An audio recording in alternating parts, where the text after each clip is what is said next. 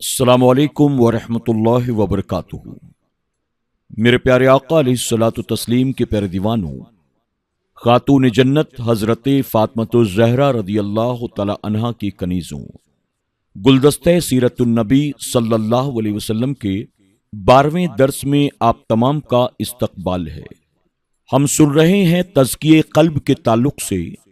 کل کے درس میں ہم نے یہ سنا کہ کس طرح نفل روزوں کے ذریعے تزکیہ قلب کیا جا سکتا ہے، اور ساتھ ہی شراب کی حرمت کے تعلق سے ہم نے بہت ساری روایات سماعت کی۔ انشاءاللہ اسی باب سے آج کے درس میں مزید کچھ باتیں ہم سماعت کریں گے، لیکن آئیے حسب معمول آگے بڑھنے سے پہلے اللہ کے پیارے محبوب صلی اللہ علیہ وسلم کی بارگاہ میں درود و سلام کا نذرانہ پیش کر لیتے ہیں۔ الصلاۃ والسلام علیک یا رسول اللہ، الصلاۃ والسلام علیک یا حبیب اللہ، الصلاۃ والسلام علیک یا نبی اللہ، وعلی آلک واصحابک یا نور اللہ صلی اللہ تعالی علیہ وسلم۔ حضرت انس رضی اللہ تعالی عنہ فرماتے ہیں کہ اس دن ہمارے گھر مسلمانوں کی دعوت تھی جس میں شراب کا دور چل رہا تھا۔ ہمارے گھر میں بہت سے مٹکے شراب کے تھے کہ اچانک منادی کی آواز کان میں آئی۔ میرے والد نے کہا، انس سن کر تو آؤ، کیسی ندا ہے؟ میں نے واپس آ کر بتایا کہ شراب حرام ہونے کی ندا ہو رہی ہے۔ یہ بات سن کر اہل مجلس کی یہ حالت ہوئی کہ جس کے ہاتھ میں جام تھا اس نے وہیں پٹک دیا، جو مٹکے سے شراب انڈیل رہا تھا اس نے وہیں پیالہ توڑ دیا، جس کے منہ میں تھی اس نے کلی کر دی، جو منہ تک پیالہ لے گیا تھا اس نے وہاں سے ہی واپس کر دیا۔ پھر میں نے ڈنڈے سے سارے مٹکے پھوڑ دیے۔ اس دن مدینہ کی گلیوں میں بارش کے پانی کی طرح شراب بہتی تھی، سوکھ جانے پر بھی زمین سے کئی ماہ تک شراب کی بو آتی رہی۔ میرے پیارے آقا صلی اللہ علیہ وسلم کے پیارے دیوانوں، اہل عرب اتنی قدیم روایت اور اتنی پرانی عادت کو چھوڑ دیں، اس بات کے آثار کم تھے، مگر نبی کریم صلی اللہ علیہ وسلم کی تزکیے کا نتیجہ یہ ہوا کہ شراب کی حرمت کا حکم نازل ہوتے ہی شراب سے پرہیز کا جذبہ بیدار ہو گیا اور تمام اہل ایمان شراب سے پرہیز کرنے لگے۔ اسی طرح جوئے کے حوالے سے قرآن مقدس نے سختی سے منع فرمایا، اور پھر آگوش اسلام میں آنے والا ہر فرد ان دو بیماریوں سے کلی طور پر نجات یافتہ بلکہ نجات دہندہ بھی بن گیا۔ یہ ہے کہ یزکیہم کی تفسیر۔ اسی طرح ان کے درمیان جنگ و جدال کی اتنی سرگرمیاں تھیں کہ چھوٹی چھوٹی باتوں پر سالوں سال تک ایک قبیلہ دوسرے قبیلے سے لڑتا رہتا۔ اس سلسلے میں اوس و خزرج کے حالات قابل ذکر ہیں۔ مدینہ منورہ کے آس پاس یہود کے دو فرقے تھے، بنی قریظہ اور بنی نذیر، اور خاص مدینہ میں مشرکین کے دو فرقے تھے، اوس اور خزرج۔ بنی قریظہ اوس کے حلیف تھے اور بنی نذیر خزرج کے، یعنی ہر ایک قبیلے نے اپنے حلیف کے ساتھ قسمیہ معاہدہ کر رکھا تھا کہ اگر ہم میں سے کسی پر کوئی حملہ بھی کرے تو دوسرا اس کی مدد کرے گا۔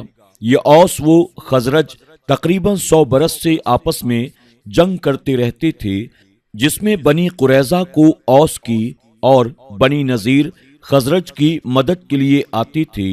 اب جنگ اس طرح ہوتی کہ اوس بنی قریظہ ایک طرف اور خزرج اور بنی نذیر دوسری طرف ہو کر آپس میں خوب کشت و خون کرتے تھے، جس کی وجہ سے بنی قریظہ کو بنی نذیر اور بنی نذیر کو بنی قریظہ قتل کرتے تھے اور ان کے گھر ویران کرتے اور ان کو جلا وطن کر دیتے۔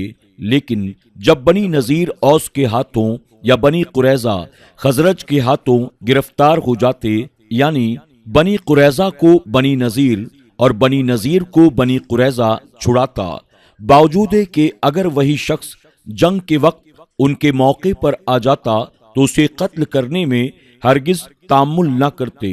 جب لوگ ان سے کہتے کہ تم خود ہی انہیں قتل اور جلا وطن کرتے ہو اور پھر خود ہی تو قید سے آزاد کراتے ہو، یہ کیا حرکت ہے؟ تو وہ کہتے کہ ہمیں توریت میں اپنی قوم کے قیدیوں کو چھڑانے کا حکم دیا گیا ہے۔ جب ان سے سوال ہوتا کہ پھر تم ان سے جنگ کیوں کرتے ہو، تو کہتے کہ اپنے حلیف کو ذلت سے بچانے کے لیے۔ قرآن مقدس میں ارشاد فرمایا گیا، مفہوم: اے یہود، تم سے 4 عہد لیے گئے تھے، آپس میں قتال نہ کرنا، کسی کو جلا وطن نہ کرنا، اپنی قوم کے مقابل دشمن کو امداد نہ دینا اور قیدیوں کو چھڑانا۔ اس کے کیا معنی ہیں کہ تم نے 3 حکموں کو تو مانا اور ایک پر عمل کیا؟ کیا بعض کتاب ماننے کے قابل ہے اور بعض انکار کرنے کے لائق؟ جو قوم ایسی حرکت کرے گی وہ دنیا میں رسوا اور آخرت میں سخت عذاب کی مستحق ہوگی۔ چنانچہ دنیا میں تو ان کی رسوائی ہوئی کہ 3 ہجری میں بنی قریظہ مسلمانوں کے ہاتھوں قتل کر دیے گئے کہ ایک دن میں ان کے 700 آدمی مارے گئے، اور بنی نذیر مدینہ منورہ سے نکال کر خیبر میں رکھے گئے، اور حضرت عمر رضی اللہ تعالی عنہ کے زمانے میں وہاں سے بھی نکال دیے گئے۔ یہ لوگ بارگاہ مصطفی صلی اللہ علیہ وسلم سے ایسے نکلے کہ اب تک ان کا کہیں ٹھکانہ نہیں۔ اب بھی جرمنی وغیرہ کے نکالے ہوئے یہودی در بدر مارے پھر رہے ہیں اور قیامت تک ایسے ہی پھریں گے۔ حضور اکرم صلی اللہ علیہ وسلم نے اوس و خزرج قبیلوں کو دولت ایمان دینے کے بعد ان کے دلوں کو اس طرح تزکیہ فرمایا کہ انہیں آپس میں شیر و شکر بنا دیا۔ اب انہی جماعتوں کا نام انصار ہے جن کے بہت فضائل ہیں اور جن کی جانی اور مالی قربانیوں کی قیامت تک یادگار رہے گی، بلکہ یوں سمجھو کہ یہ قوم ہی اشاعت اسلام کا ذریعہ بنی۔ تعلیم کتاب و حکمت، حضور صلی اللہ علیہ وسلم کا علم۔ آئیے اب ہم آپ کے مقصد بعثت تعلیم امت کو سمجھیں۔ سب سے پہلے یہ جان لینا چاہیے کہ حضور اکرم صلی اللہ علیہ وسلم صرف خدا کا پیغام بندوں تک پہنچانے نہیں آئے، صرف احکام خداوندی کو بندوں تک منتقل فرمانے ہی نہیں آئے، بلکہ ان کی تشریح و تفسیر بھی آپ کی ذمہ داری تھی۔ آپ امت کی تربیت و تعلیم کا ذمہ لے کر مبعوث ہوئے۔ آپ اللہ کے بندوں سے جہالت کی تاریکی کو دور فرمانے آئے۔ انسانی زندگی کے ہر شعبے کے تعلق سے ہدایت دینے کے لیے آپ کی تشریف آوری ہوئی ہے۔ اتنے بڑے کام کے لیے ضروری تھا کہ آپ کو ایسے کامل علم سے نوازا جائے کہ آپ کی تعلیم میں کسی قسم کی کوئی کمی نہ ہو اور نہ ہی کسی شک و شبہ کی گنجائش ہو۔ دنیا کا کوئی معلم آپ کی تعلیم کو چیلنج نہ کر پائے اور صرف آپ ہی کی تعلیمات پر عمل کر کے پورا عالم دارین کی کامیابی سے ہمکنار ہو سکے۔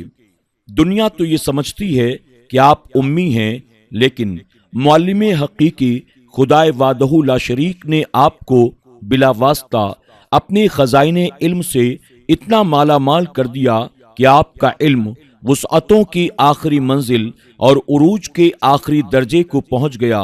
ایسا علم نہ تو دنیا کے معلم دے سکتے ہیں اور نہ ہی دنیا کی کتابوں سے حاصل کیا جا سکتا ہے۔ یہی وجہ ہے آپ کو نہ تو کسی کا شاگرد بنایا گیا اور نہ ہی حصول تعلیم کے لیے کتابوں کا محتاج کیا گیا۔ اسی حقیقت کو اللہ تبارک و تعالیٰ نے یوں واضح فرمایا، وَعَلَّمَكَ مَا لَمْ تَكُنْ تَعْلَمْ، مفہوم، اور آپ کو سکھا دیا جو آپ نہ جانتے تھے۔ آپ کے علم میں اب کسی قسم کی کوئی کمی نہیں رہ گئی۔ دنیا کی ہر چیز کا علم آپ کو عطا فرما دیا۔ یہی وجہ ہے کہ جب عقل و خرد، انصاف و دیانت کے ساتھ قرآن پاک اور احادیث کا مطالعہ کیا جاتا ہے تو یہ حقیقت بالکل آشکارا ہو جاتی ہے کہ رسول گرامی وقار صلی اللہ علیہ وسلم نے جہاں حالات زمانہ کے متعلق احکام عطا فرمائے، وہیں آپ نے واقعات ماضیہ اور سابقہ حادثات کو بھی بیان فرمایا ہے اور پیشین گوئیاں بھی فرمائی ہے، نیز مستقبل کے خطرات کی نشاندہی کی ہے، غرض کہ آپ کی تعلیم مبارک ماضی، حال و استقبال کی معلومات اور ہر زمانے میں کام آنے والے احکامات سے لبریز ہے۔ دیگر انبیاء اکرام علیہم السلام کے مقابلے میں اللہ تبارک و تعالیٰ نے حضور اکرم صلی اللہ علیہ وسلم کو زیادہ علم عطا فرمایا۔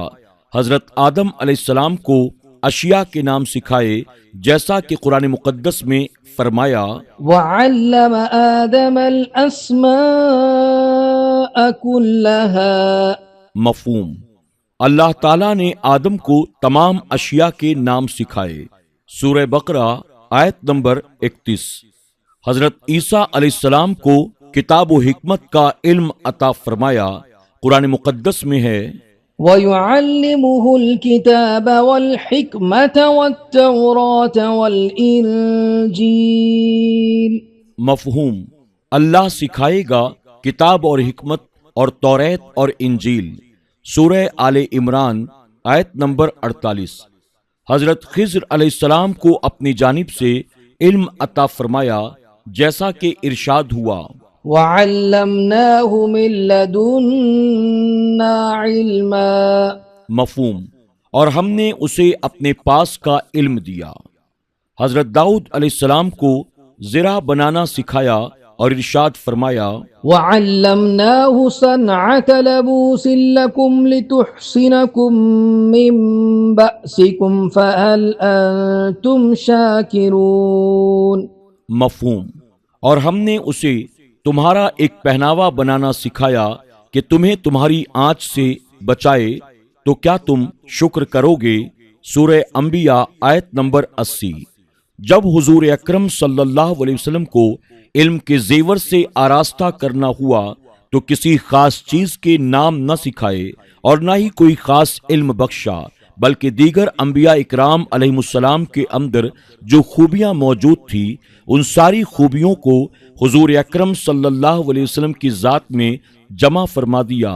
جتنے علوم تمام انبیاء اکرام کو عطا کیے گئے، وہ سارے علوم اپنے حبیب صلی اللہ علیہ وسلم کو عطا فرما دیا، بلکہ علم ما کان و ما یکون کی دولت سے حضور اکرم صلی اللہ علیہ وسلم کی ذات کو مشرف فرمایا، جیسا کہ قرآن مقدس میں اللہ تبارک و تعالیٰ نے ارشاد فرمایا، وَعَلَّمَكَ مَا لَمْ تَكُن تَعْلَمُ وَكَانَ فَضْلُ اللَّهِ عَلَيْكَ عَظِيمًا۔